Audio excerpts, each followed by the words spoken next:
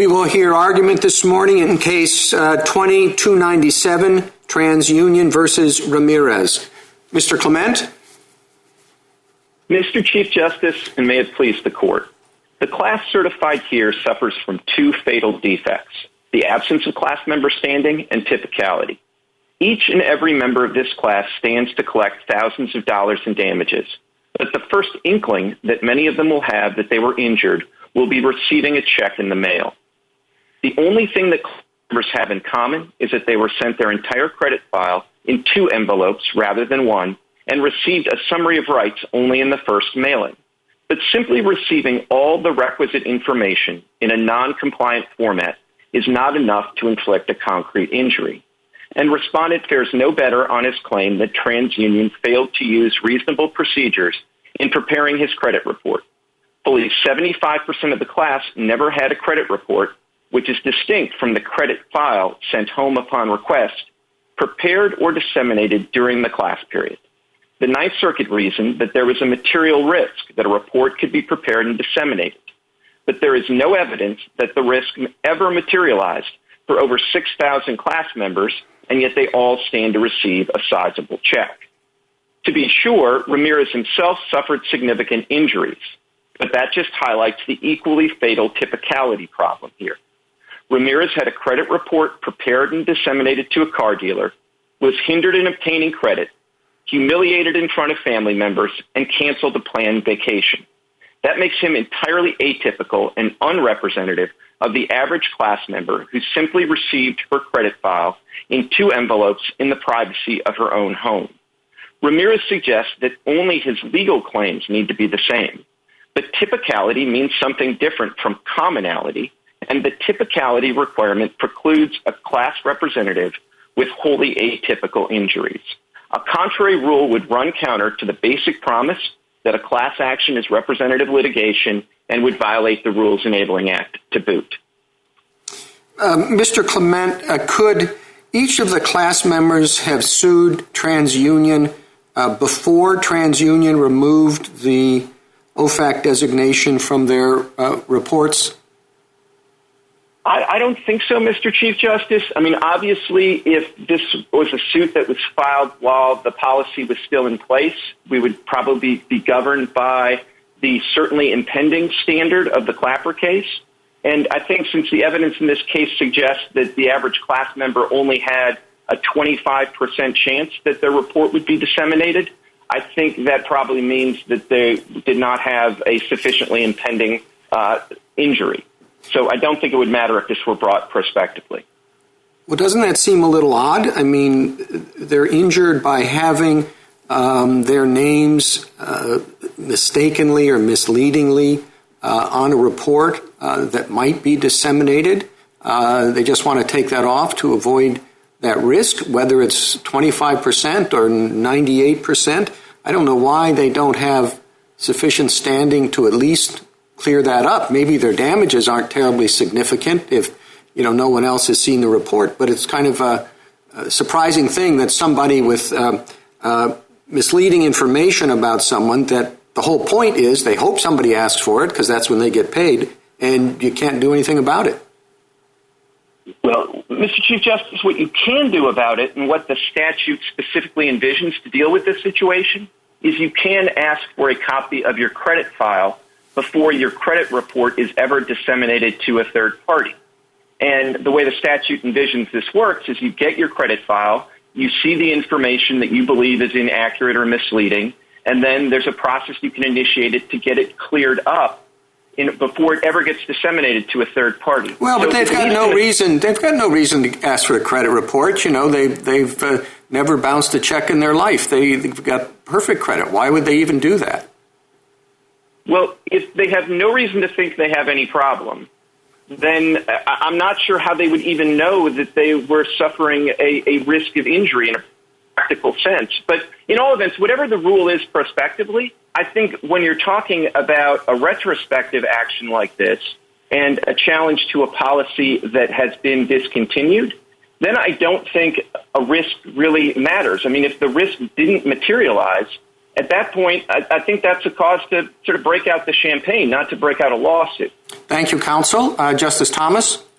Thank you, Mr. Chief Justice. Mr. Clement, if one of petitioner's clients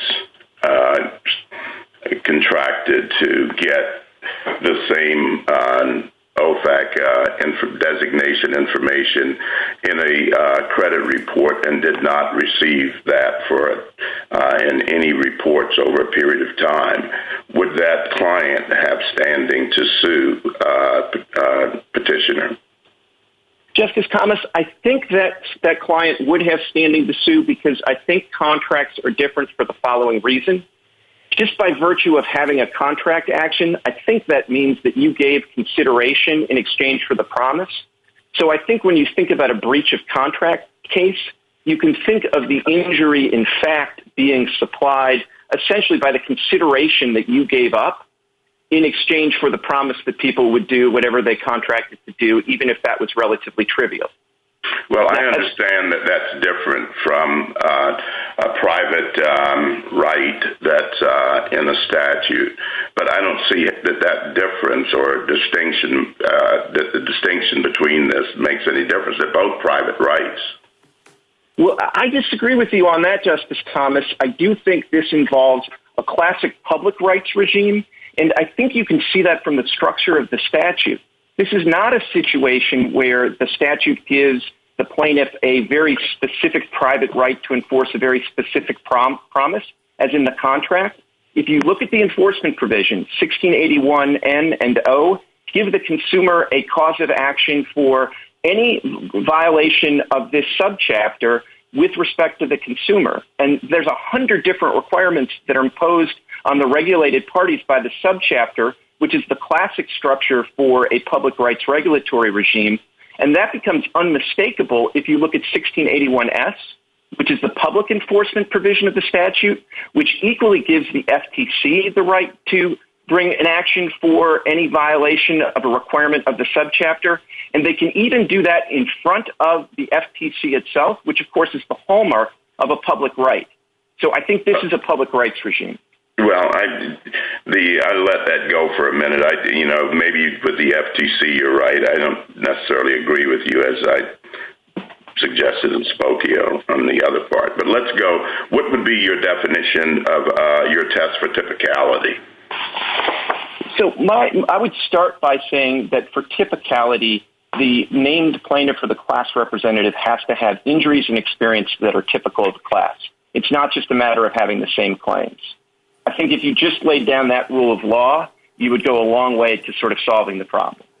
What would that leave for commonality and predominance then?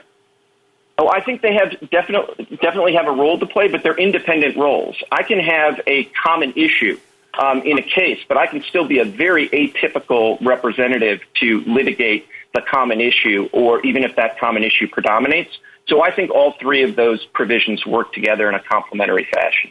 Thank you. Justice Breyer? I'm interested in Justice Thomas's last question, thinking of typicality.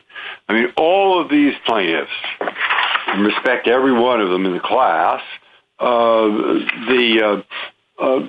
they didn't, in the first letter, get all the information they didn't get about the terrorist related.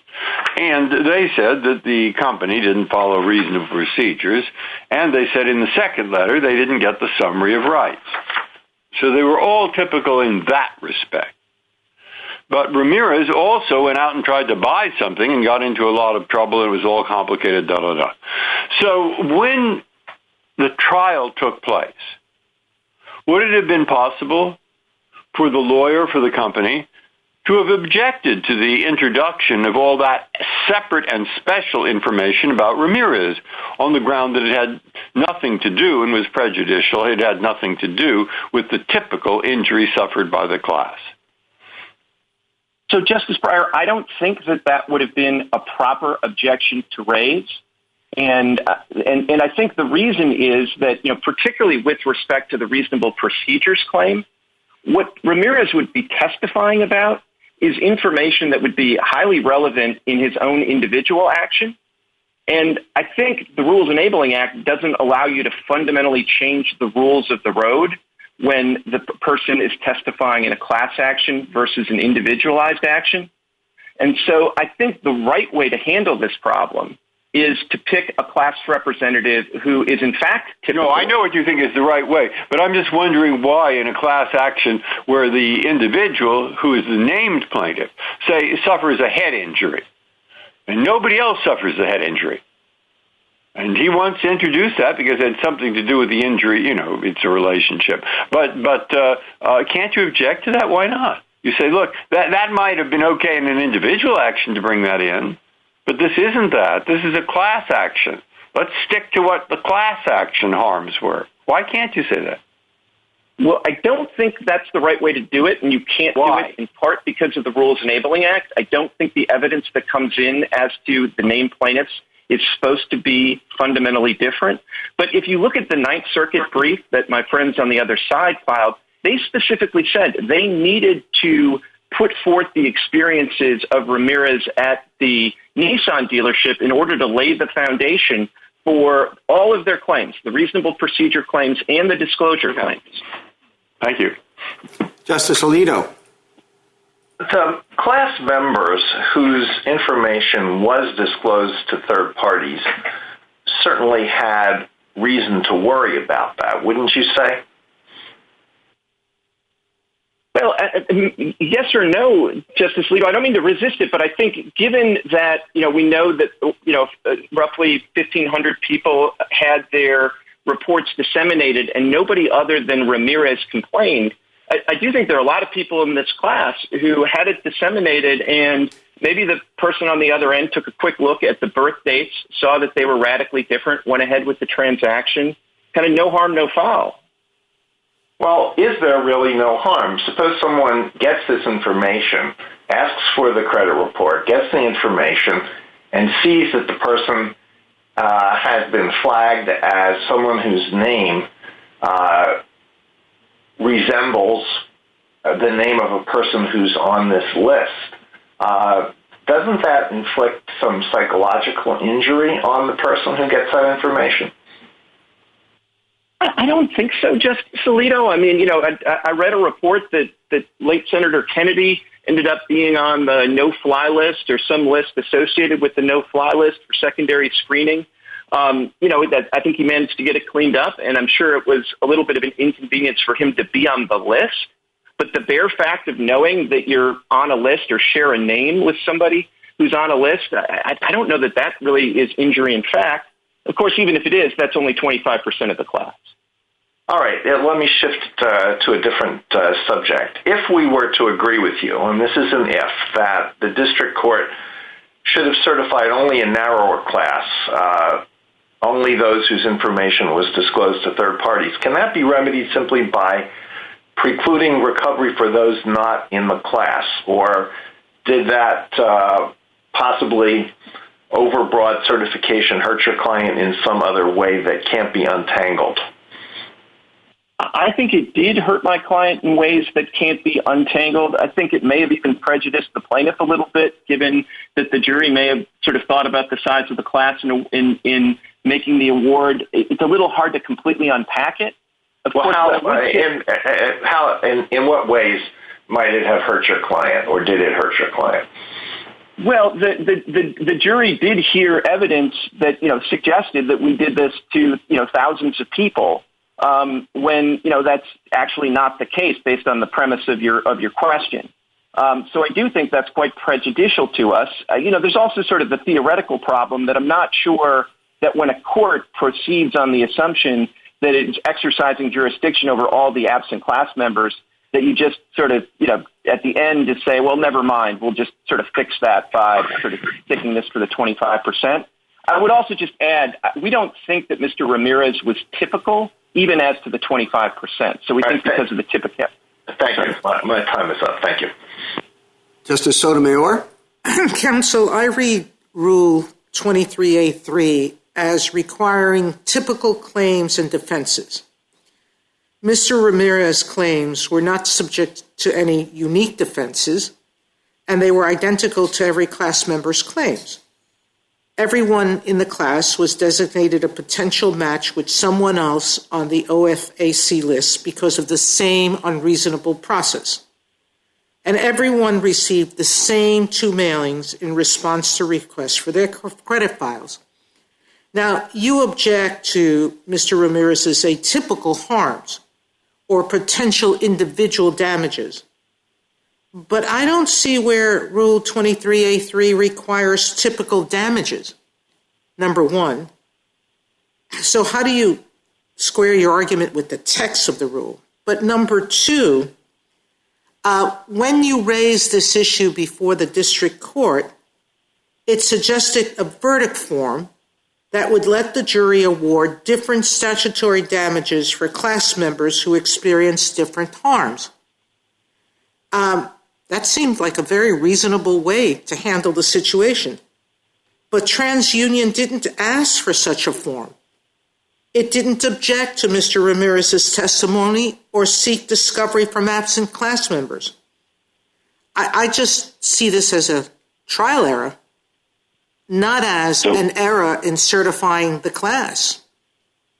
And the trial error was invited by you, so not by you personally, but by counsel below. So, Justice Sotomayor, let me respond to both pieces of the question. First of all, I think textually on Rule 23A3, it requires the claims and defenses to be typical.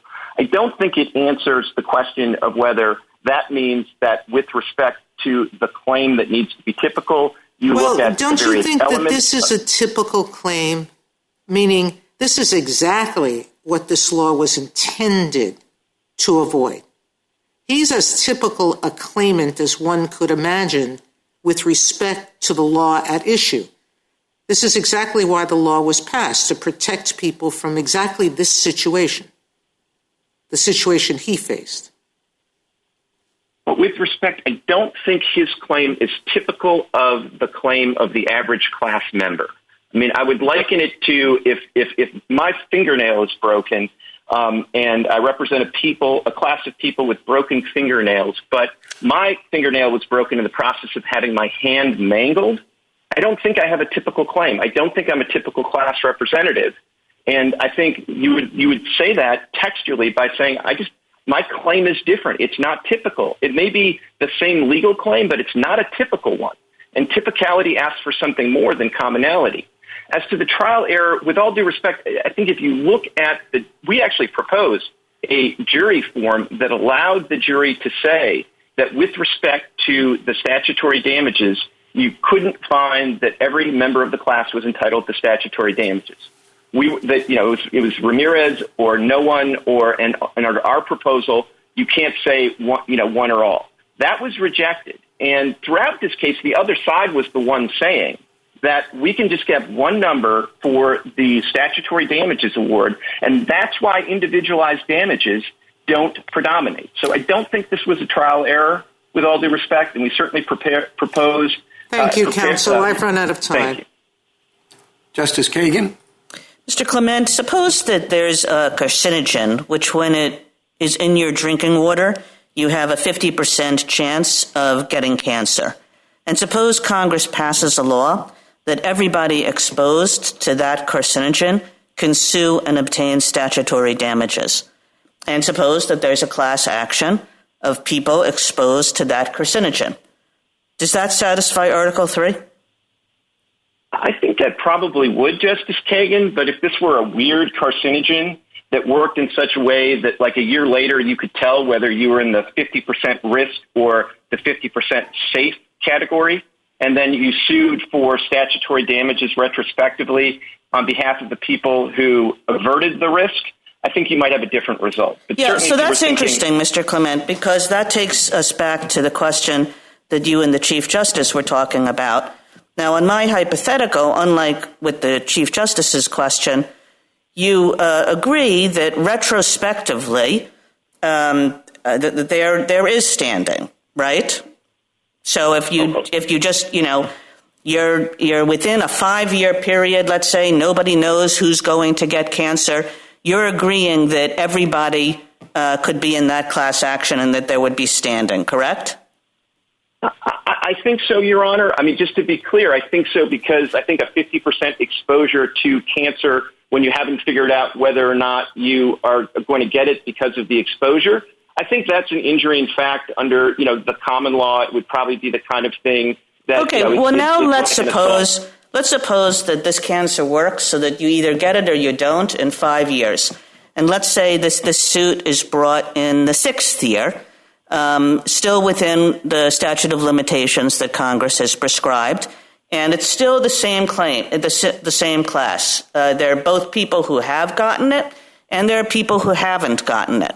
Now, I would have said that if you're willing to give me that everybody has standing within the 5 years, it should be that everybody has standing in the 6th year as well, because you have standing if you suffered harm in the past, and your concession is a concession that you have suffered harm in the past, isn't it?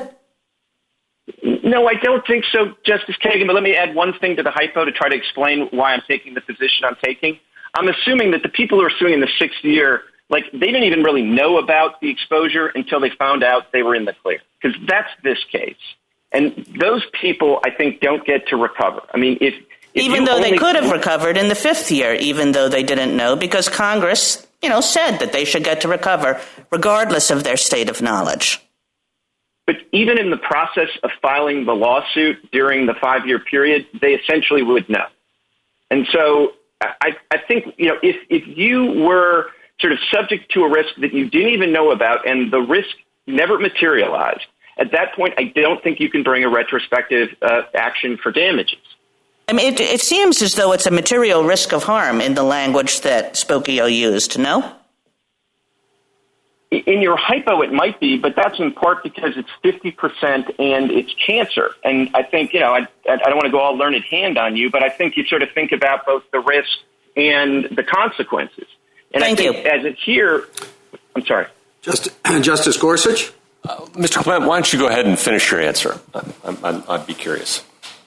Thank you, Justice Gorsuch. What I was just going to say is that, here you have a 25% risk based on the information in the record. And then the consequences of that for everybody other than Mr. Ramirez have not been anything like getting cancer. In fact, nobody else has registered essentially any complaint about what happened to him and being denied credit. Is it that there's no material risk that these people faced, or is it that they didn't know about it? Which is the key to your argument in response to Justice Kagan? I don't want to evade the question. I think it's the combination of the two. So, but just to be clear, if you ask me, did the people in this class suffer a material risk, I would say no, not a material risk, because materiality has to take into account the consequences. And given that no one other than Mr. Ramirez subject any consequences, I don't think it's a material risk. I also think if you're thinking that, maybe it's not like the risk of injury so much it is the sort of a fright that you might have, like a common law for a near battery or something like that, that requires knowledge. So, okay, so your argument, as I understand it then, is with respect to those in the group that didn't have their information sent to third parties, that they need to have some knowledge of the information in order to have any material risk of injury. Is that a fair summary of what you're saying? I think it is, Your Honor. The only thing I would add is I'm thinking that, if the other side's trying to argue that what makes the material risk an injury in fact here is, at least in part, the idea that it would kind of, ruin your whole day, you would be obsessed about it and concerned about it, that requires some knowledge of it in order for you to suffer an injury in fact. In order to have emotional distress, you have to have knowledge of the thing that would cause the emotional distress. Exactly. And I think you have to, the other side, not me, with all due respect, has to have a theory as to how the material risk translates into an injury in fact, unless you think that a material risk just standing alone is an injury in fact. And if you think that, I think it's got to be a lot higher than 25%. Okay. And then with respect to the 1,800 who did have their information published, when I look at, the common law of defamation, publication was presumed to give rise to injury. The idea of if something bad is said about you in public, the common law would presume an injury. Why wouldn't the same hold true here? Well, I think, Your Honor, the key thing is, and, I try to quibble about whether it had to be defamatory per se or false, but here I don't think what is actually published is in fact false, because if you go to the OFAC website today and type in the respondent's name, you will get a hit. So what was communicated is this name is a potential match to somebody with the same first name and the last name on the OFAC. I got it. My time's expired. At some point, though, if you get a chance, if you could assume that it's substantially false, then what? But I'm afraid my time's expired.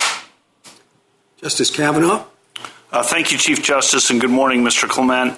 To pick up on Justice Gorsuch and Justice Kagan's questions, let me make sure I understand the risk of harm. As I read your brief, you said the risk of harm alone is likely not enough for damages as opposed to injunctive relief. At least that's how I read footnote 4 of your brief. In response to Justice Kagan and Justice Gorsuch, I think you were saying, but tell me if I'm wrong, that the risk of harm is still not enough for damages unless the risk of harm is itself a separate harm. In other words, the risk of harm is not cancer. In other words, you don't have the cancer, but the risk of harm may create emotional injury. Is that an accurate way to summarize what you're saying?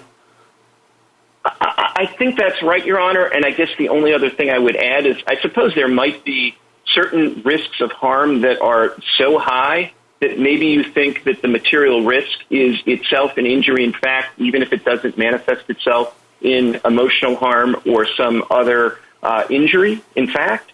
But I don't think that's 25% chance of a dissemination of a credit report. Even for damages claims?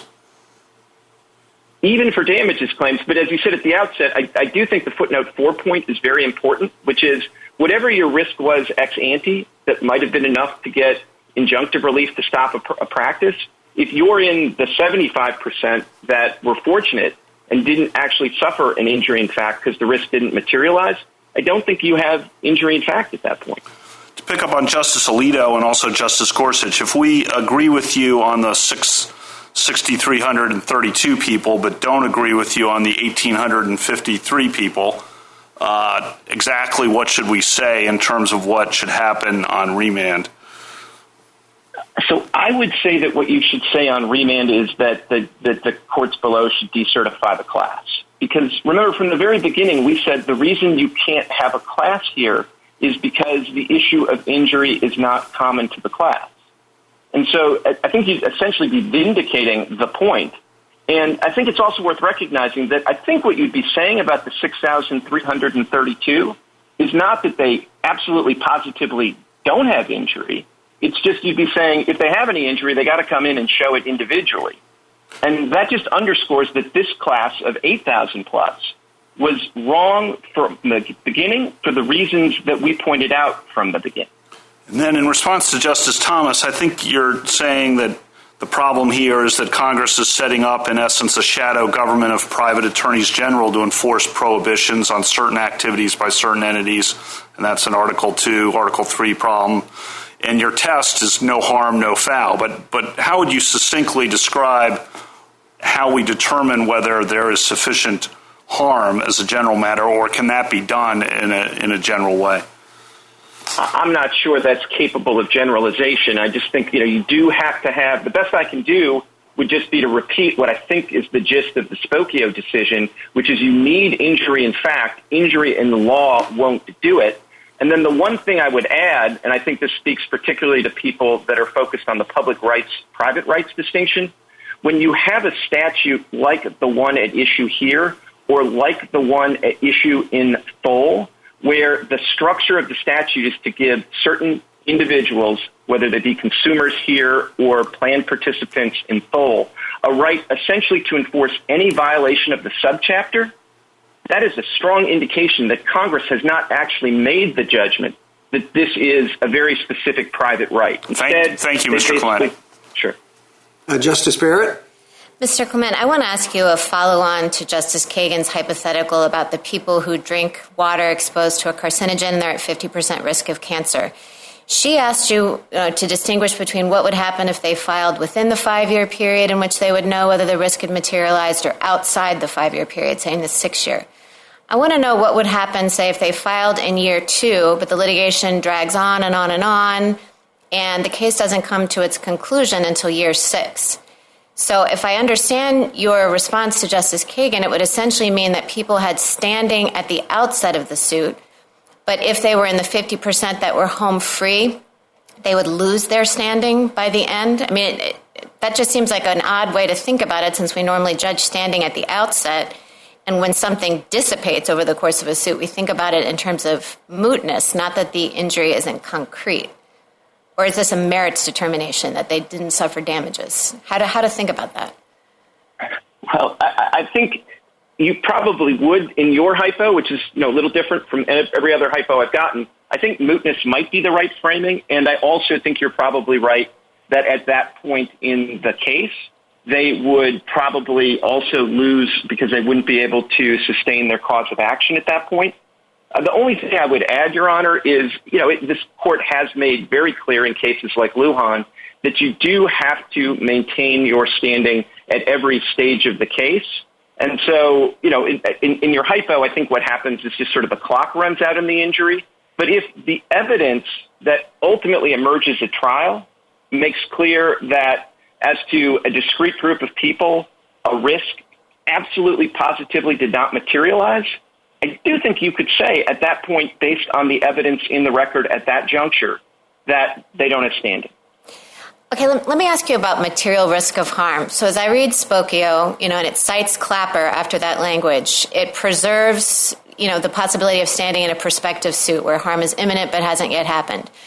And then for slander per se, there are some harms that were recognized at the common law, as we've discussed during this argument, that were presumed to cause harm because even if you didn't have to prove that you lost a job over it, that the risk was so great that in and of itself the common law tort proposed it. And it seems like this case is about whether even going beyond that, the big risk that the tort would actually happen to you is itself a tort. And I haven't heard you disclaim that as a proper reading of Spokio. Instead, it seems like you're talking about quantifying the risk, accepting that that could be an injury under Spokio, but only if it's an 85 or 90% chance of happening.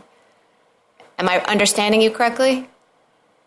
I think you are, Your Honor, but I guess I would take this opportunity to sort of disclaim the idea that just, a pure risk of injury, a real risk of injury, in and of itself without any link to some emotional injury or a property right of the type that I think you would have, that might be one way to understand the defamation cases.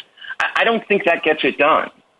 I mean, at the point that there's a real risk that you might be injured, but you're not injured. I guess the way I see that is you're not injured. Okay, so you're talking about a distinct injury that precedes it, like emotional distress. Sure, and that's why I got into the discussion about sort of whether you know about it, because obviously, I think if you don't know about it at all, then you can't be distressed about it, and so you can't suffer the injury in fact. Whereas there's certain injuries, if somebody trespasses on my property, and I find out later, but at the time I had no idea. I'm going to have to stop you, Mr. Clement, because I'm out of time. Thank you very much. Sorry. A minute to wrap up. Mr. Clement. Thank you, Mr. Chief Justice. In the end, there's no getting around the two fatal flaws with the class certified here. The district court recognized from the outset that proof of an actual de facto injury would require individualized proof and refused to certify certain state law claims on that ground. But he excused the class from making an individualized showing of de facto injury for the FCRA claims because Ninth Circuit law did not require it at the time.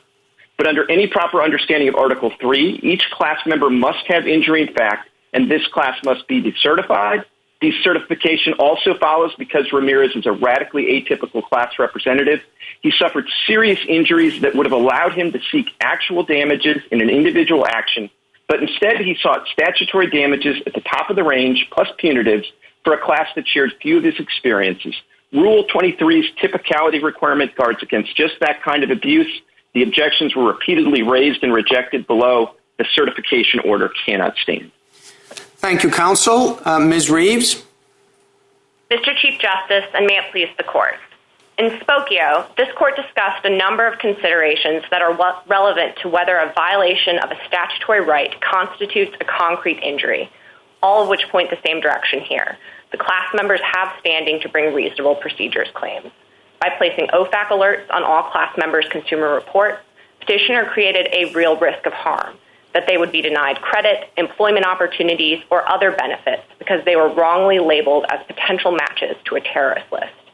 That is precisely the type of harm that Congress sought to prevent by adopting the reasonable procedures provision, and defamation provides a common law analog.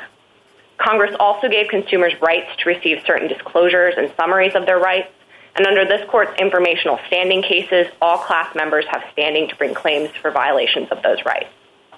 But because Mr. Ramirez suffered atypical injuries, there is a significant question regarding whether Rule 23 was satisfied, and the Court should vacate and remand on that basis. I welcome the Court's questions. Ms. Reeves, putting aside the typicality questions, how, if any way, is your position different from that of the respondents? I think we view informational standing as providing the best basis for the second two violations that the class alleged in this case, that is the summary of rights violation and the disclosure requirement. We don't think the Court needs to go through the multi-step factor process it laid out in Spokio when considering those two. And I think, in addition, we look at a few different factors when considering the reasonable procedures requirement. We don't really focus on potential of any emotional distress, but look at just the risk of dissemination as to these class members. And similarly, we haven't taken a position on whether there was third-party publishing because of the activities that TransUnion engaged in within its own organization or with its third-party vendors. You said in your opening that the class members were wrongly labeled potential matches to the OFAC list, but I don't see how that's true. They were potential matches, right? They had the same name. Potential doesn't mean actual, and I don't see how it doesn't mean actual, and I don't see how it could be actionable if they were accurately labeled potential matches. Mr. Chief Justice, a couple of responses to that. And first of all, the statute doesn't require a showing of actual falsity. It requires consumer reporting agencies to follow reasonable procedures to assure maximum possible accuracy. And one thing that's going on in this case is petitioner has conflated in a lot of ways the standing and the merits arguments here. So under Spokio, we have to look at whether that's a type of harm that Congress could legitimately identify and whether it has... What is your... I think I've got that. What was your second point? And the second point is I think it's a stretch to say that that's not wrong. A mere first and last name match isn't matched to a first and last name on another list, but it's not a lot different than saying that John Smith and John Wayne are a potential match just because they have the first same name. Thank you, counsel. Justice Thomas?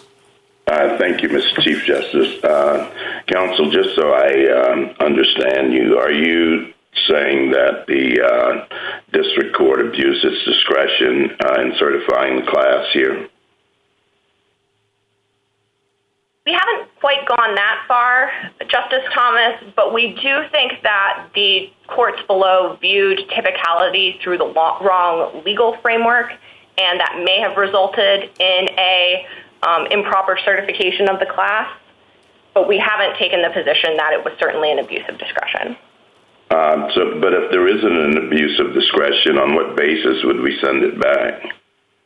So we think that the courts below did apply an incorrect legal framework, but we're not sure that the ultimate outcome was incorrect. And so we think that the basis the court would send it back would be to say that this was the wrong typicality framework. The Court of Appeals and District Court should have considered the guidelines that we've suggested in our brief that we think are tied to the legal standard that a claim or defense be typical, and that the lower court should reconsider this in the first instance because there are open questions as to forfeiture and what petitioner and respondent did and did not agree to below. So do you think that there's anything other than the level of harm? What is atypical about this claim?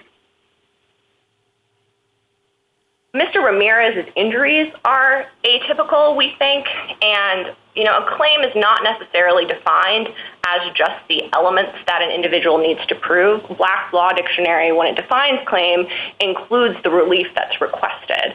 And so a claim can consider the injuries that result from an individual's experiences that may, while the defendant's actions may have been the same as to everyone, the plaintiff's experiences might have some impact on what is and what is not relevant for the purpose of proving a claim. Thank you. Justice Breyer? I have the same question. Just if you want to say more about Justice Thomas's last question. How is this different? I've always thought that a class of antitrust plaintiffs, all of whom have to pay higher prices as the result of price fixing, could be represented by a consumer who, through an odd chance, bought 1,000 times more of the product than anyone else in the class. He just had higher damages. Or a class action against somebody for doing something that would send a victim to an emergency room could be represented by a person who was not only sent to the emergency room, but through an odd set of circumstances was actually sent to the operating room and had to be and had all kinds of bad. It's the same basic harm. It's just a lot worse. Well, how does this differ from that? In the examples I gave, are they not typical? Or is the defendant allowed to say to the judge, don't take those non-typical things into account, the extra damages, at least not until we find liability. Then you can have a class for damages. Or don't consider, how does it work? A couple of responses to that, Justice Breyer. I think as to the two hypotheticals you gave, the first hypothetical, the antitrust plaintiffs, there might not be a typicality problem there because any differences would be easily calculated, and the court could consider that at the outset of the case and determine whether there's a viable damages model to separate different individuals out, just based on kind of a mechanical, mathematical calculation. I think the second example that you gave, which kind of is a liability type example, in actuality, a lot of courts don't allow product liability type cases to proceed as a class because individualized damages tend to make the named plaintiff not typical or run afoul of other Rule 23 considerations. And here, in the statutory damages context, the jury is charged with setting the amount of damages within a range, and plaintiff-specific experience can be relevant to that. So in a situation like this, where one individual, the class plaintiff, was placed on the stand and gave extensive testimony about his specific experiences, we think that there can be typicality problems there because that isn't indicative of what happened to other class members, and they might benefit from that in a way that they really shouldn't. Justice Alito? In Spokio, the opinion says, quote, not all inaccuracies cause harm or present any material risk of harm. Do you read that as saying that there is injury in fact whenever there is material risk of harm? Do you read that as setting out a legal test for injury in fact? I don't read that as alone setting out a legal test for injury in fact. I think the court in Spokio set out a number of considerations that may be relevant to injury in fact when Congress defines a harm. One of which is Congress's judgment, another which is whether there's a common law analog for the harm, and another of which is whether there was a material risk of harm, which might be necessary in some cases, but not in all. Yeah, Spokio's discussion of harm is quite clipped, and it's potentially subject to different interpretations. But let me shift to something else and ask about the class members standing to assert claims for failure to provide the information called for by Congress. Mr. Clement says all the information was actually provided, but it was just provided in the wrong form. You may not agree with that, but is it your position that there is always injury in fact when information that Congress says must be disclosed in a particular form is not provided in that form, but is provided in another form, and the recipient is well able to understand the information that's provided. That's not our position, Justice Alito. The informational standing cases that we rely on here rely on a denial of information that is statutorily required to be provided. And what you've just described wouldn't be a denial of information. And so if there's a statutory formatting requirement, that would kind of probably be back in the more general Spokio analysis where we'd have to look at the various factors that Spokio lay out. All right, thank you. Justice Sotomayor? Counsel, do you think that everyone in this class is entitled to some measure of statutory damages? Yes, Justice Sotomayor. All right. So really the issue is how much for each class member, correct? That is correct. All right. And what I'm having a problem understanding is how Mr. Ramirez is not typical with respect to the legal claims. His legal claims are identical to everybody else's, right? The failure to have reasonable procedures in place and the erroneous disclosure, correct? His claims are the same. All right. Now, if you would just walk with me, okay? He's the same in terms of every other class member as to statutory damages. And what you say, I think, is that he may be atypical with respect to the amount of statutory damages to which his particular type of harm would be entitled. Am I correct? That's correct. But why isn't that a trial issue? And why is that an issue for 23A? Wouldn't that be a predominance requirement under 23B3? So, Justice Sotomayor, let me try to answer the couple of questions that you have in there, and starting with the last one, which is whether this is a typicality problem or not. While I would agree, and this court has repeatedly said that there's overlap between typicality and predominance and commonality, here it does seem that this problem fits best within the typicality bucket, and that's because typicality focuses on the named plaintiff and his claims, whereas the other requirements, commonality and predominance, focus on all the class's claims in a broader way. And getting to the second kind of point, I think that this is not a trial issue because this court has repeatedly said that a plaintiff needs to demonstrate that he or she meets the requirements of Rule 23, and this may have to be done by an evidentiary showing at the outset of a case.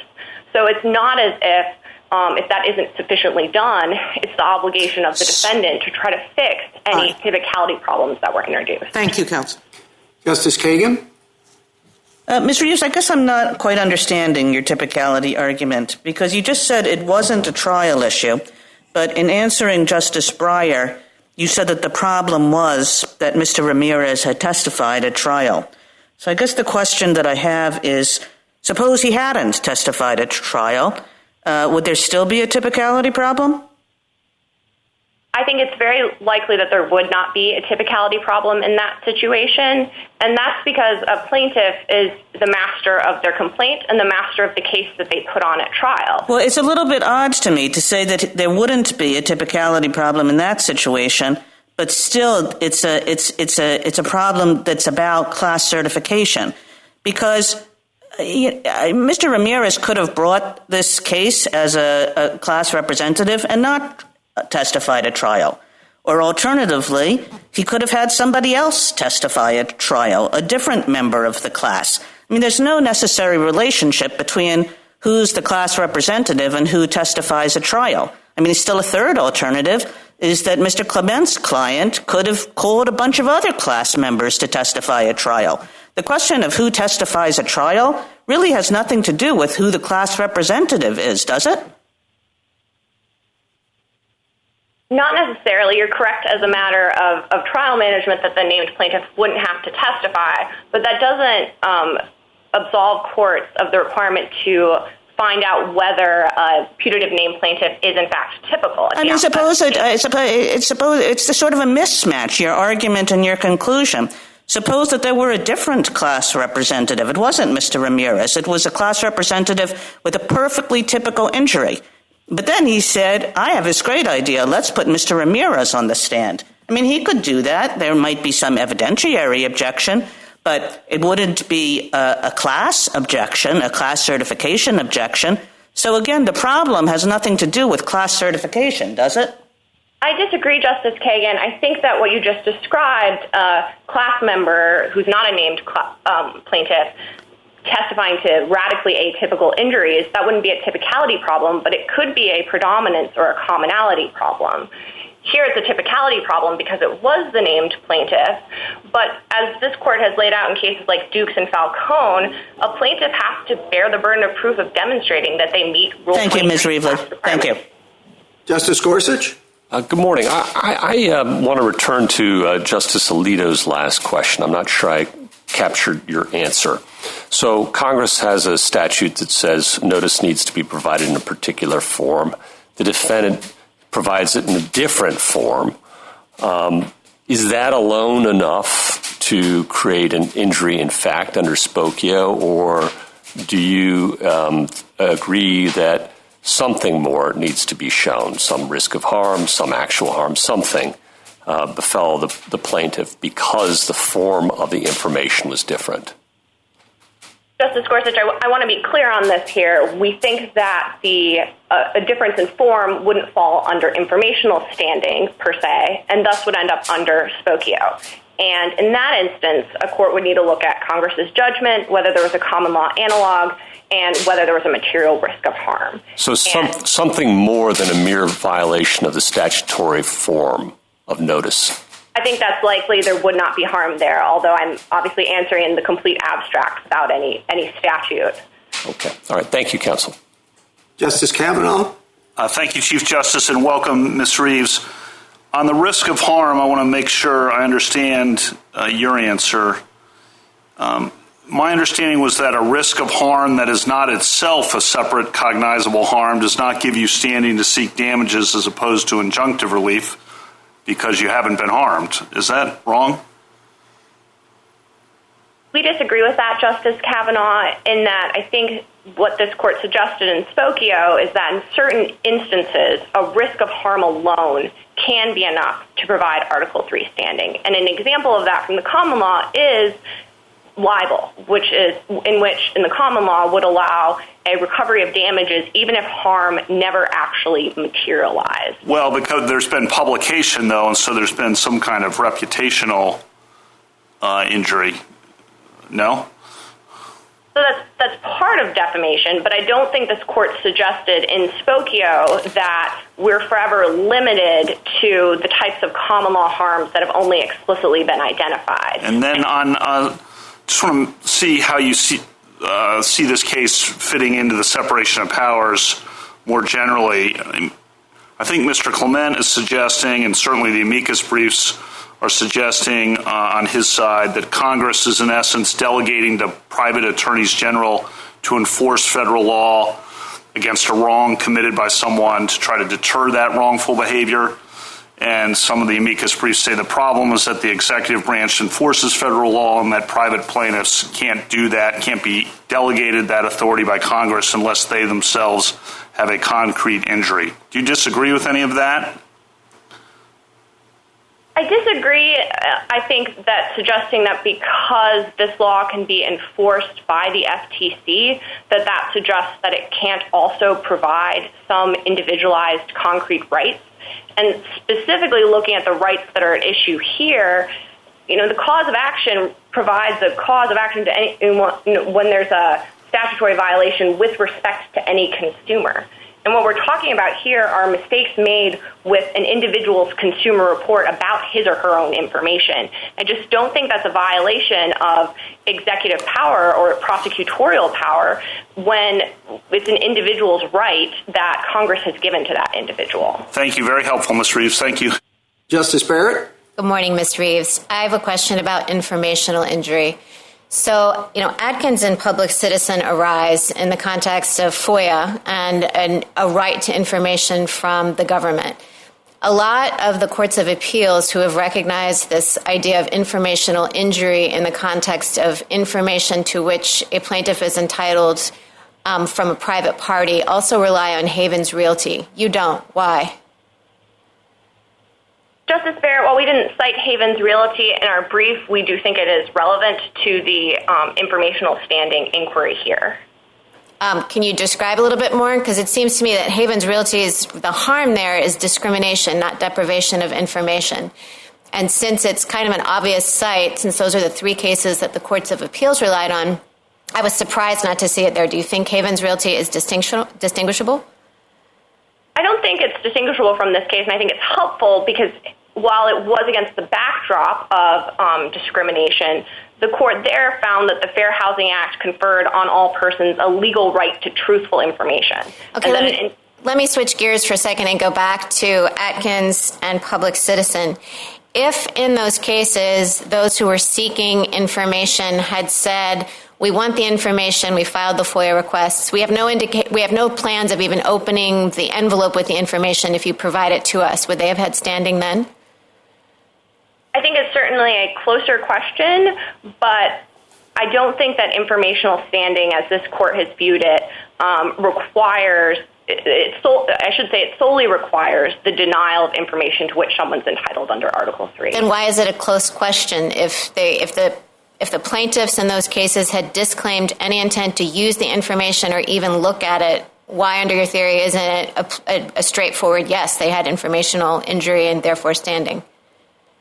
I think the answer is yes. I think it's closer just in that it might, touch on the concreteness just a little bit, but at the end of the day, the denial of information alone is enough, and we think those cases are best read that way, and we think what happened here is also best seen as a denial of information, regardless of the fact that there's not proof potentially as to individual class members about having opened the envelope. Thank you, Ms. Reeves. A minute to wrap up, Ms. Reeves. Thank you, Mr. Chief Justice. While we've discussed a number of hypotheticals today, it's important to keep in mind the actual claims here. On these facts, the various Spokio factors all cut in favor of finding standing for the reasonable procedures claims. The OFAC alerts were inaccurate as to a material issue, whether a party making a contracting decision could lawfully contract with a consumer. And there was a substantial likelihood that all class members' reports with the alerts would be disseminated to third parties. Petitioner's business model depended on dissemination, petitioner made the reports available at a moment's notice, and petitioner had a high dissemination rate.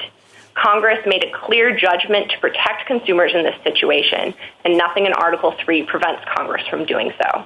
This case falls on the standing side of the line, regardless of where hypothetical cases involving other statutory provisions and other facts might come out. And the disclosure and summary of rights claims fall squarely within this court's informational standing precedent. But given the typicality issues, the court should vacate the decision below and remand the case. Thank you. Thank you, counsel. Mr. Issacharoff. Thank you, Mr. Chief Justice, and may it please the court. Congress recognized both risks and benefits inherent in centralizing massive amounts of private credit information. It gave credit reporting agencies broad preemptive protection from tort liability, but also the responsibility to ensure accuracy and to follow specific procedures to enable consumers to challenge misreporting. Nothing in Article 3 restricts Congress's power to create those rights. The class alleged and proved invasion of particularized statutory rights granted to them, not the general public. The common law has long recognized a concrete interest in economic reputation and afforded an inferred remedy without proof of actual damages. TransUnion created an explosively high risk of harm by placing OFAC designations not in the secreted desk drawer, but in the readily accessible credit files of innocent Americans. As the SG argued, TransUnion's business was the dissemination of information to third parties. No dissemination, no profit. Both courts below found the claims asserted were the same for all class members, following the text of Rule 23A3. Mr. Ramirez's accuracy claim stems from TransUnion's systemic failure to ensure accurate OFAC reporting, and his disclosure claim stems from the same two non-FCRA compliant letters sent to every class member. All class members sought statutory damages based upon the same willful misconduct of petitioner. But the heart of this case is the concrete harm established at trial. Being labeled a potential OFAC match is not a misreported zip code. It is the scarlet letter of our time. It banishes individuals from the marketplace. It is thus staggering that since 2002, petitioner could not identify a single correct OFAC match despite issuing thousands of OFAC alerts a year. This is not Lujan or Clapper, not an attempt to constrain other branches, but of honoring a statutory scheme. Thank you, Your Honor. Thank you, counsel. Let's suppose that Congress creates a cause of action for statutory damages for anyone driving within a quarter mile of a drunk driver. You were driving within a quarter mile, but you didn't know it until a few days later, based on a highway camera, you got notice and it told you about the statute. Can you bring an action under that statute? I believe you could bring an action under that statute. The question would be whether you were harmed at all. And Spokio runs the inquiry about the risk of harm together with the scope of the congressional interest. And at that point, you would have a marginal case, Your Honor. So you're saying that you would have standing to bring that suit? Yes, Your Honor. In footnote 6 of Lexmark, the court distinguished between proximate causation and the standing inquiry and suggested, as in cases like the hypothetical before me, that the better approach might be to dismiss this under Twombly or Iqbal or for summary judgment, but that it confuses the statutory cause of action to address it in jurisdictional terms. Well, but Spokio also said that Article 3 standing requires a concrete injury, even in the context of a statutory violation. What is the concrete injury in my hypothetical? You didn't know you were exposed to risk, but you didn't know it, and by the time you found out about it, you weren't. I think Mr. Clement said, you should be breaking out the champagne or talking about how lucky you are, not how much you've been injured. Your Honor, I think Spokio addresses the question of material risk and does not do so in terms of your subjective knowledge.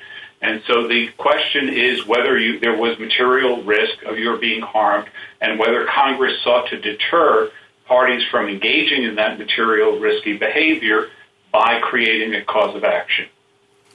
Justice Thomas? Thank you, Mr. Chief Justice. Counsel, just a couple of quick questions. Do you agree that every member of the class has to have standing? Yes, Your Honor.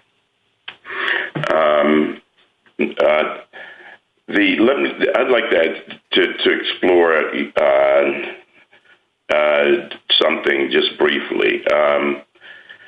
Let's assume that in this case that your client received a summary of his rights on day one on a Monday, and the company admits that it inadvertently sent that out, immediately corrects it the next day with an explanation. So you have the two letters again with complete information. Would you have a claim?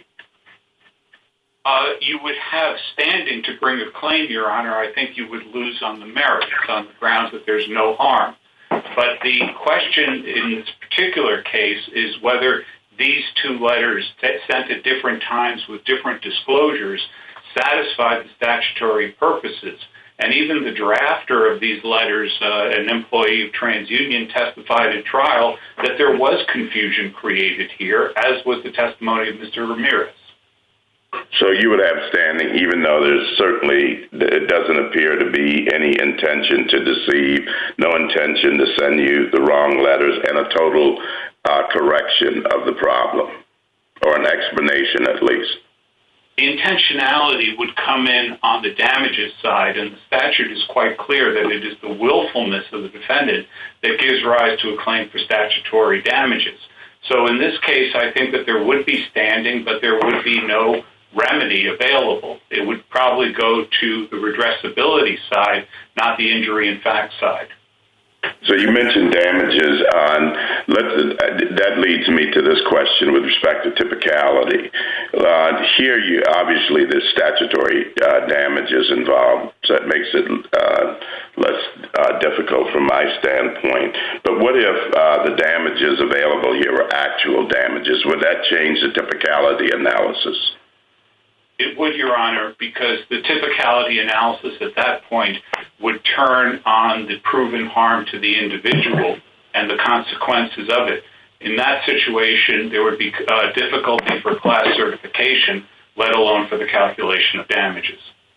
So you think that it would really jeopardize your petitioner's or respondent's chance of being typical of the class?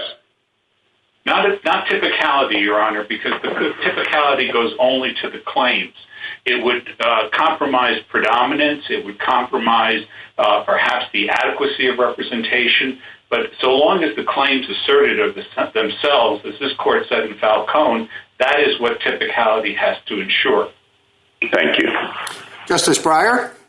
Well, you want to say anything additional on that point? Additional about what I think must have come up often or fairly often in class cases where damages differ, but there are the issues that you say that are the same. Is someone goes in and tries to testify about the extra damages that he suffered, the higher prices, or the many more widgets that they were charged on, or the special bad treatment he got in some hospital, etc. And the other side, I should think, would be able to object either that it's relevant, something like its relevance is small compared to the harm it's going to do to our case, for these damages are not really very typical. They're especially egregious. That'll prejudice the jury. But am I on the right track there, the wrong track? What's actually happened? I think you are on the right track, Justice Breyer, and I would have two responses. The first is simply that centuries of experience with the trial practice has led the federal rules of evidence to address exactly the questions Your Honor is asking about through Rule 403, the ability to object that testimony is more prejudicial than probative, but also places a burden through Rule 103 on the objecting party to clarify the issues before the trial court and to set them up for appeal. More broadly, I would say that if you look at the mechanics of class certification and the requirement under Rule 23C that it be done as early as practicable, at this point, at the point of class certification, it is unlikely that anyone has any idea what the nature of the trial testimony will be. When petitioner sought 23F review in the Court of Appeals, it did not address the typicality point. It tried to disqualify Mr. Ramirez not because he was too strong, but because he had no claim. They said that he had dissembled in his application. They said that he had no damages, and they tried to disqualify him on summary judgment on the same basis. It's only upon the retelling on appeal that Mr. Ramirez emerges as Hank Aaron. There was no evidence before the district court at the time of certification that there was anything atypical in the strength of Mr. Ramirez's claim. Thank you. Justice Alito? Let's assume that TransUnion has a computer program, as I assume they did, that will flag anybody whose first name and last name corresponds to someone who is on list. Do you think that everybody who would be flagged, if there were any sort of inquiry, has suffered injury in fact, even if there never was an inquiry regarding that person? I think they have under this court standard in Spokio. There was certainly material risk. Mr. Clement relies heavily on the 75% number, but the fact is that 1/4 of the class had their files accessed by one subset of potentially accessing parties within only 7 of the 46 months of the class period. So there is material risk here. But I think it goes beyond that, Justice Alito, that the testimony at trial was that over 98% of the people on the OFAC list are foreigners. They are not American citizens. The class was only Americans. And let me interrupt you to try to get an additional question. One of the things we look for in determining whether there is Article III standing is whether there's any common law analog, whether this was the kind of case that would have been recognized as an appropriate case in court at the time of the adoption of the Constitution. What is the closest case you can think of where a suit could be brought to recover for having been subjected to a risk in the past, even though the person had no knowledge that the person had been subjected to that risk? I think that at defamation per se, at common law, there was no requirement that the actual party testify to his knowledge of the risk. The question was whether there was dissemination of information of the sort that would cause damage. And here, under the facts presented, there are people like landlords who routinely check your credit files. Most Americans have no idea when their credit files are being accessed. And so this is an imposition that would not have been recognized at common law. Well, suppose in 1786, someone was getting ready to publish a newspaper article defaming me.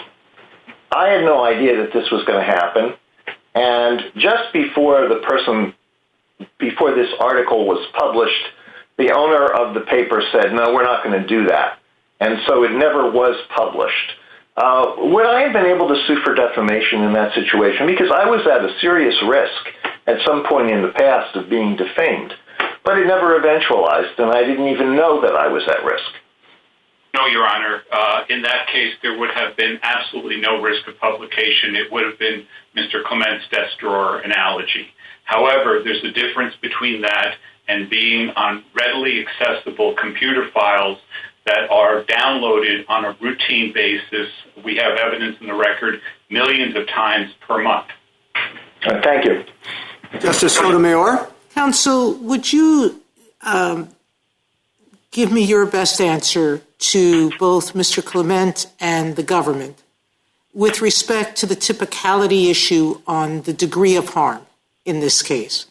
Both of them believe that under 23A, that typicality often has to address whether your damages claim are common to the class in some way. So give me your best answer. There have been decades of experience under Rule 23A3, and there has never been a requirement of identity of damages among all class members. In fact, when Congress passed the PSLRA and determined that it would be best for the class to have the strongest claimant take the lead, there was no need to modify Rule 23 or in any other fashion change the substantive law of class certification. We have had experiences, as Justice Breyer suggested, with antitrust cases where somebody bought 1,000 times as many widgets as someone else, and that does not alter whether the claims or defenses are the same as are being asserted by the rest of the class. There is no basis for distinguishing in the legal claims that are being asserted. There are questions, of course, about whether there can be common answers to the common questions, as this court determined in Dukes versus Walmart, or there can be questions as to predominance. Thank you, counsel. Justice Kagan? Mr. Zakharoff, I get the harm from your procedures claim, but I'm wondering if I could press a little bit more on the disclosure claims. I mean, what Mr. Clement says about those is that your clients are complaining about receiving 2 envelopes in the mail rather than 1. Why isn't that the right way to look at this, that this is really a sort of no harm, no foul situation?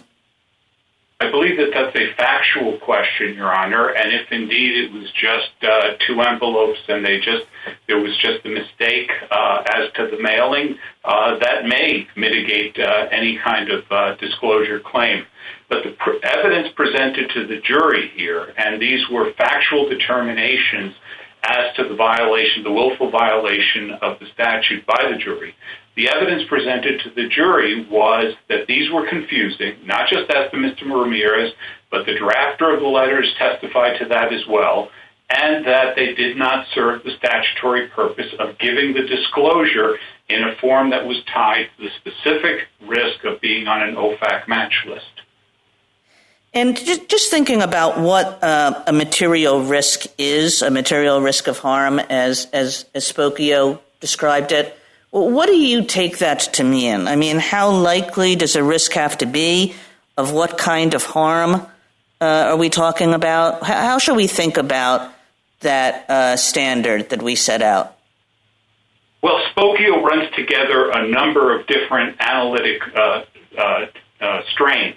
And I think that if you look at the cases that Spokio addressed and relied upon, and the cases that have been decided by this court more recently, like Brownback and Uzubuenum, I think that what you have is a divide between completed harms and injunctive relief.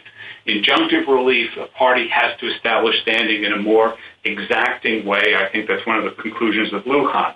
It makes a difference whether the claim is a facial challenge to a statute or an applied application to the particular claimant. And most significantly, I think it makes a difference whether these are generalized claims of the public at large or private claims or private endowments of the right to sue by Congress. So I think that the answer to your question, Justice Kagan, is that Spokio looks at all of these in the material risk of harm in trying to determine whether there's a sufficient allegation of actual injury. As we said in our brief, it may be better to disaggregate them and to focus primarily on whether these are private versus public rights, because that's a simpler analytic divide that helps explain the outcome in all of this court's cases. Thank you. Justice Gorsuch? Counsel, in your brief, at least, you seek to suggest that the 6,332 class members have standing in part because there was publication of their information, at least within TransUnion and its agents who print up information for them. And I guess my first question for you is, does that pose a problem in light of our intra-corporate conspiracy doctrine that normally suggests what happens within a corporation doesn't count? For purposes of conspiracy, you need to have somebody outside of it and its agents. And isn't it odd to speak of publication within a company?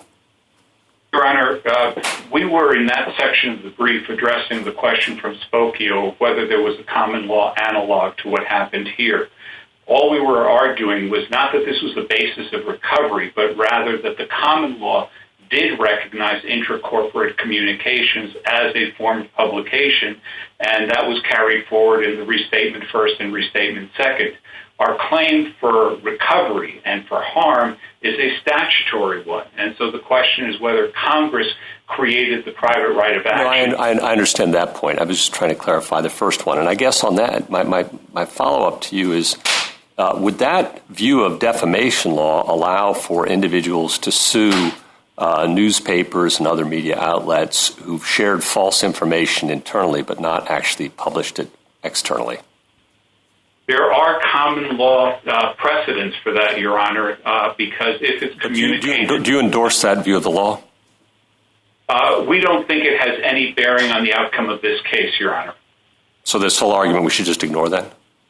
No, the argument is to show that Congress was legislating against a proximate common law baseline, an argument that had to be addressed in light of Spokio. Thank you. Justice Kavanaugh? Thank you, Chief Justice. Good morning, Mr. Sakharov. I think you have a good argument with respect to the 1,853 in terms of the reasonable procedures, but I'm more concerned about the 6,332 whose information was not, in essence, published. In Spokio, of course, the information was published, which is a big distinction, as I see it, between that case and this as to the 6,332. And when Spokio talked then about risk of harm, it was talking about harm beyond the publication, at least as I understood it, for example, publication of zip codes, which strikes me as a very different thing than talking about risk of harm when there hasn't been publication to begin with.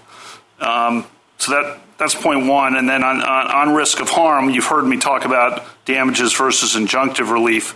It strikes me that risk of harm, of course, is enough to get you injunctive relief with damages. I hadn't thought risk of harm would get you damages, standing for damages claims, unless the risk of harm was itself a harm.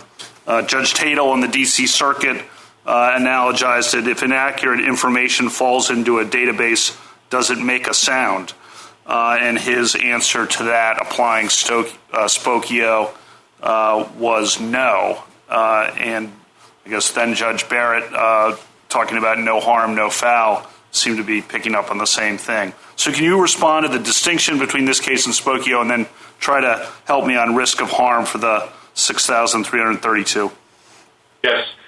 Briefly, the distinction between this and Spokio is that this is not a zip code or marital information, but this is a serious allegation which prevents individuals from being able to transact at all. So, but it hasn't been published, unlike in Spokio.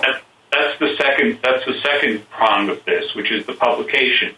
And we think that that's a fact record. We think that under Spokio, material risk establishes the standing, and then the question is whether there has been publication, which would be an element of the offense.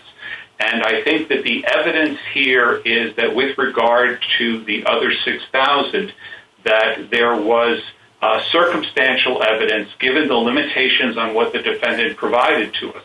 I would direct Your Honor's attention. In Spokio, though, I think there's different language in there, of course, and we have to figure that out. But I thought the publication itself was the key demarcation that helps support standing there, and you don't have that here for the 6,332. You can continue your answer to that. The court remanded in Spokio to determine standing given the quality of the injury asserted, and so that the publication was not enough to get over the hurdle. And I don't think that at any point in Spokio the court say that it was by itself a necessary condition. But even assuming the burden of publication, if the court's attention could be directed to Joint Appendix page 104, where TransUnion did an internal audit of its OFAC claims and found that in 1 month in July 2012, which is still within the statutory period, within the class period, there were over 17,000 OFAC alerts sent out. All of the class members were still on the list at that time. And so you have a situation where a jury could reasonably infer, given the limitations on what TransUnion was able to generate from its files, that there was indeed publication at all. Thank you very much. Justice Barrett? Good morning, Ms. Zakharoff. I have a question about whether we can ever have a bare procedural violation with respect to any of these consumer protection statutes like FCRA or the FDCPA. I mean, all of them have procedures that are designed to protect against a risk of harm. So, whether it's to have information put clearly on 2 pages instead of 1, or, whether it's to say that certain things must be in writing, or whether it's, I'm thinking of many of the cases that the lower courts have dealt with, not having so many numbers of your credit card number reflected on a receipt. All of these are designed to protect a consumer against the risk of some harm. So is there any violation that you can think of? And I'm not talking about the disclosure here. I'm not talking about the reasonable procedures claim and the disclosure of private information. I'm talking about these procedural guardrails like this. Is there anything that you can think of that would count as a bare procedural violation that's not cognizable under Spokio? I think Spokio leaves that question open, Your Honor. I think that the best answer should be that if it is trivial, if it would not have a common law analog because of the nature of the disclosure, the nature of the procedural violation, that the court could reject it as a matter of standing. It remains a question whether the court is best off handling these as standing matters, meaning that the individual would then be free to file in state court, or should handle it as a matter of part of the injury in fact and necessary as part of the statutory standing, and then simply rule against the plaintiff on the merits. So then is it your position that the reason why they were standing for these things coming in the two envelopes and the OFAC envelope not having the specific information that was included in the first credit report, is it your position that the reason why that's not a bare procedural violation as opposed to something else, you didn't give an example, but something you say would be trivial, is it because of it being inherently shocking and confusing, like the Ninth Circuit said? Is that what distinguishes it? That is part of what distinguishes. It is also the fact that they were called out on exactly these types of procedures by the Third Circuit in Cortez. But that doesn't have anything to do with whether the plaintiff was injured. That might bear on how egregious TransUnion's behavior was, but that doesn't bear on the injury, right? It bears on the injury on the willfulness claim for statutory damages. But not the concreteness, right? No, not the concreteness of the individual plaintiff. That's correct, Your Honor. Okay. Thank you very much. A minute to wrap up. Mr. Isaac Ruff. Thank you, Your Honor. The concern in this court's Article 3 cases is protecting the domain of Congress. Never has this court found Article 3 to remove jurisdiction for retrospective damage claims when Congress has created the private cause of action, vested the affected individuals with the right to bring suit, and then provided for statutory remedies to those individuals.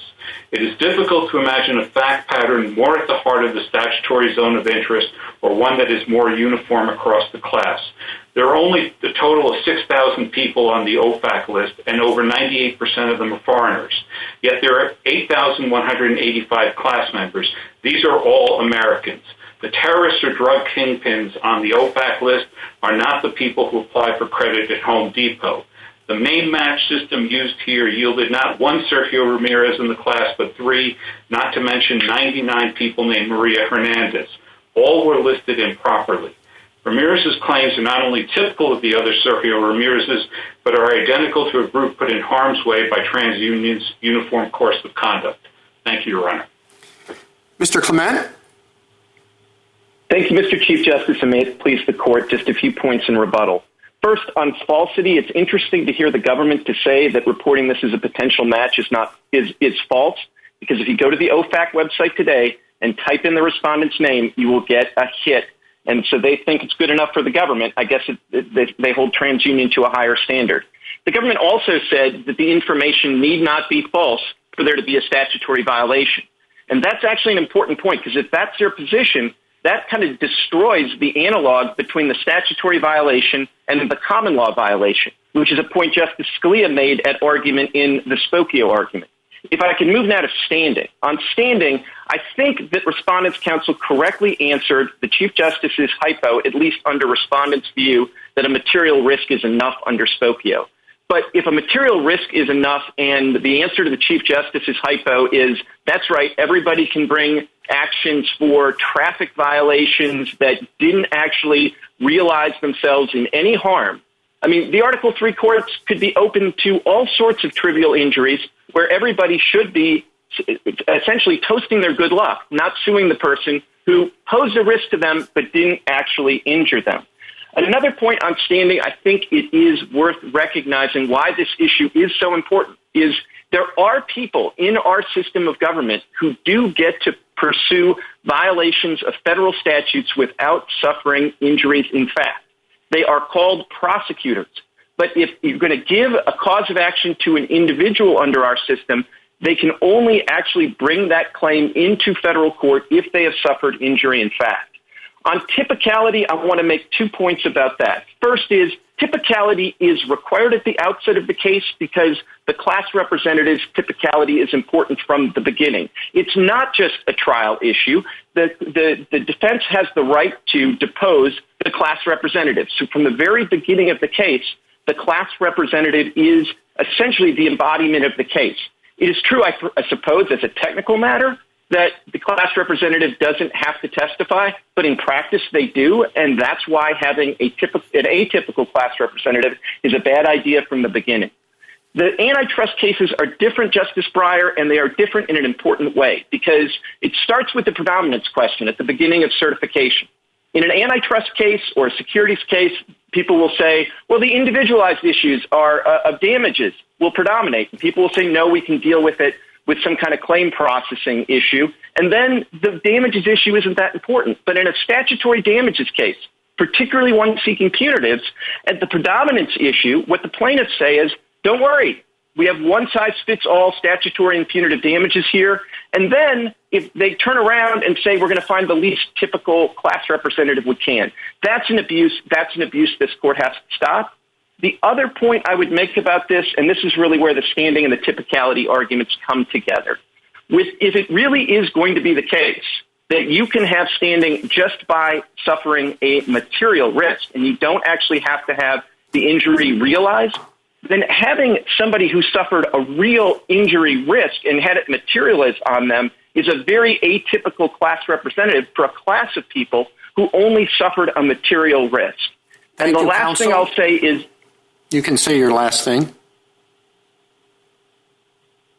Counsel? I'm sorry. I may have exceeded my time, in which case... Okay. Thank you, counsel. The case is submitted.